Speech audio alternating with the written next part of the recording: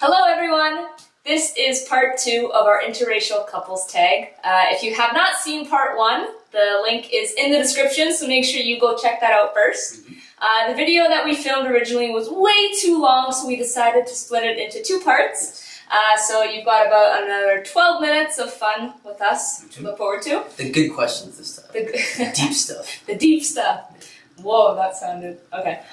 So, we hope you like this video. Thank you for watching. If you're not subscribed yet, make sure you do subscribe, because on August 1st, we're going to be announcing something really big that we're super excited about. And if you do like the rest of this video, make sure that you give it a like. And thank you for watching. God bless. I wanna feel free, like a bird in the sky. When he opened his wings to fly on by to the beat of my silent drum, that is kicking me till I'm numb. Oh. Question number 8. Do you get stares or dirty looks in public?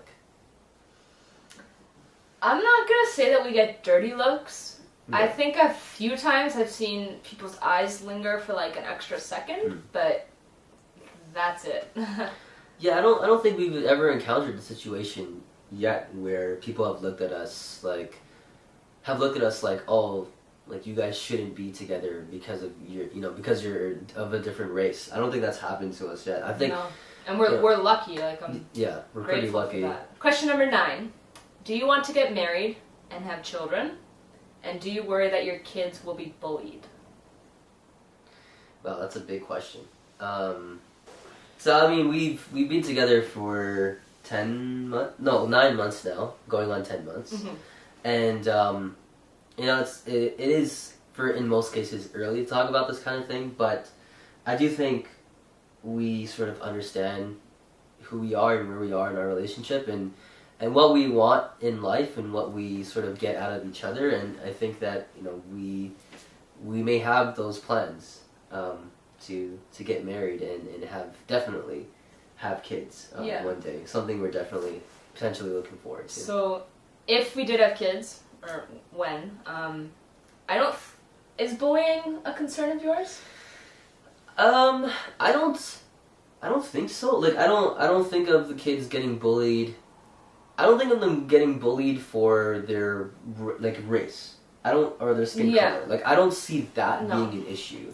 Well, do I have concerns about them being bullied in general? Sure. I mean, I think every parent or guardian has that concern. But in terms of, being bullied because of their background, because of who their parents are, because of their skin color, I don't see that being an issue. But I think if we had kids, they'd kind of be the norm, and it wouldn't really be anything of pretty much, actually, of a shock. Question 10. Is it different dating someone outside of your race than of your race? Yes. Especially with the culture differences and kind of having to transition into that culture. Before I knew Brandon, I did not touch spice. Like, I would not even put pepper on my food. And now I'm like eating death bombs of pepper. Like, his mom sends home food and then I like accidentally eat a pepper and I'm like, think my tongue is bleeding. But before I would have literally like, caught fire, exploded into flames. Now spontaneous combustion. Thank you. Spontaneous combustion. But now I'm used to it, so I think the food is a big difference. And yeah, kind of just learning about yourself and realizing that you're way more open to things and more comfortable with stepping outside of your boundaries than you thought you were. So you do definitely learn a lot and you grow more as a person, I think, than if you were just dating someone who has the same type of lifestyle and culture that you're used to. It is different, definitely, dating, for me, dating, if I was dating a brown girl compared to dating anyone else, in this case, a white woman.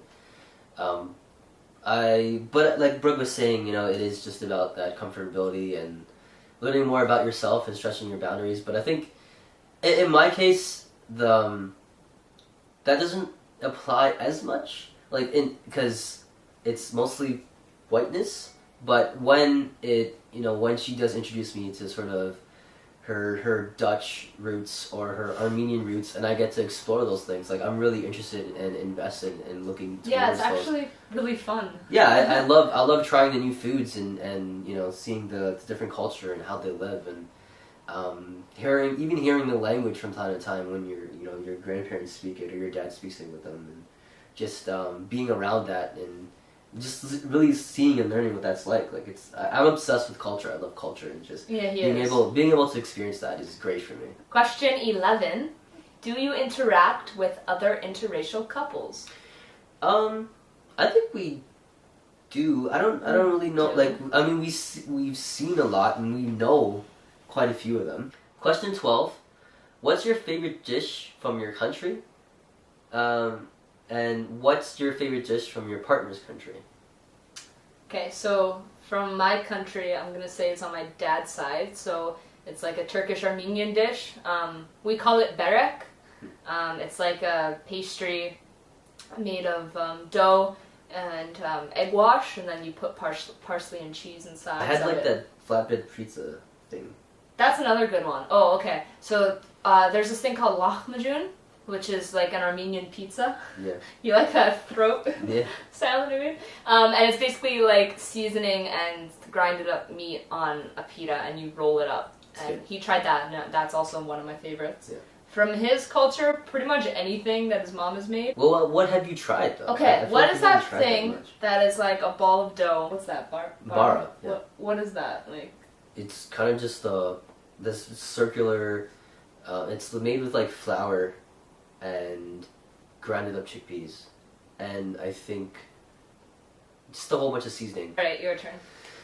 So my favorite dish from my country, I'm gonna have to go with the classic okra and shrimp curry with some roti. Like, nobody makes it better than my grandmother. I mean, that's a fact. That's not even me just saying that. Like, that's legitimately a fact. She's so good at making it. So my favorite dish from your family's countries, I haven't tried that many things. I've had the Dutch soup, which she calls Dutch soup because she doesn't know the correct name for it. I've had that lahmacun thing. Good enough. My favorite would probably be the lahmacun, which I can't pronounce properly, because it was like... But give him a like for trying. 13. My turn? Yep. Okay, question 13. What's one thing you've learned from dating outside of your race? White people are crazy. No, I'm just kidding. I'm not arguing on that one. Oh, I know one thing that I've learned, for sure. I didn't know this. I thought this was a universal thing. So, you know when you cut the birthday cake? Oh. And, like, you cut your cake, and then, you get fed by whoever's cutting the cake with you. In this case, it was her. And then, like, pretty much your entire family and members, they all line up and they give you pieces of cake and you take pictures with everyone. Apparently, that's not a thing that white people do, or maybe just... No, but then we met other white people not, who said that they don't do that either, so I was just like, what? Like, you guys don't even celebrate birthdays properly? Like, where's the love here? Where's the support? You cut your cake. I don't understand. You cut your cake, and it's bad luck if you don't have the first slice. That's how we do it. You eat the first piece. Someone feeds you the first piece. No, you guys feed each other like half the cake. I fed him so much cake in January. I mean, I honestly don't understand how that's not a universal thing. I don't know. White people, we need to step up our game, apparently. Apparently. Something else that I've learned, again, it comes back to personal, just realizing how open you are to things, and realizing that, and I'm actually going to say that this goes for us as a couple in general, not really dealing with our race, but just how I've been able to overcome fears about being in a relationship in general that I didn't think were possible to overcome. And it comes down tremendously to his patience and his care and his love. So thank you for that. So question number 14, this is the big one, guys. What made you fall in love with this person? There's so much. I know. Okay, one thing, and this actually does relate to him being brown. He is very aware of the social atmospheres and the dynamics around the world, and he is very open to cultures and to new things, and he's smart, he's intelligent, he cares about things that are happening around the world, he cares about things that are happening in his own community. He has a lot of personal experience being from an immigrant family and being brown, and he's just very self-aware and socially aware, and I haven't come across that in many people because, like I said, I've only been with white guys, and sometimes when you are in your own bubble, you don't have to think about those things. So the fact that he does think about those things, that he cares about those things, that he's passionate about equality and people being treated properly. Once I knew that he was that kind of empathetic person, in all those different kind of areas, it was very attractive, and it's something that I greatly respect and admire about him. It's very sweet. I think for me, it is sort of a similar response, like the meeting someone, especially being, you know, at church, and, you know, meeting someone who shared the same values and morals as I had in a lot of areas. And I think that one of the things that really stood out to me was the love and care that you showed for me. Just like, I had never met anyone besides God who treated me with like so much just respect and love and care, and who was kind of just like completely selfless in their behavior, and sort of like went out of their way to make sure that they were doing everything they possibly could for you, and just constantly making you feel appreciated and respected and valued, and, you know, like lifting you up and encouraging you and understanding and being supportive and patient, and just, you know, everything you could ever want in a person and so much more. I'm just so happy. I didn't know I was doing that good of a job at this. Lucky. And I'm very thankful. That's very sweet. I'm very grateful. Very blessed. We'll kiss and maybe I'll edit it out. So that's our video, guys. Thank you for watching. We hope you enjoyed it. If you have any prayer requests or needs, make sure you drop them in the comments, and we will definitely reply and pray for you. Definitely. Thanks for watching, guys. We hope you learned a lot today about us and about our cultures. Take care. God bless. Just that was the only time, like, we were there together, and that was the only time I felt like everyone was sort of looking at us. We're also displaying a lot of PDA. Which is usually the case why we get stares, if we do get stares. Oh my gosh. Because she can't keep herself No, that's off not me, true. I just so. I go like that a lot. People are like, why is this white girl lying on this brown guy? Yeah, pretty much.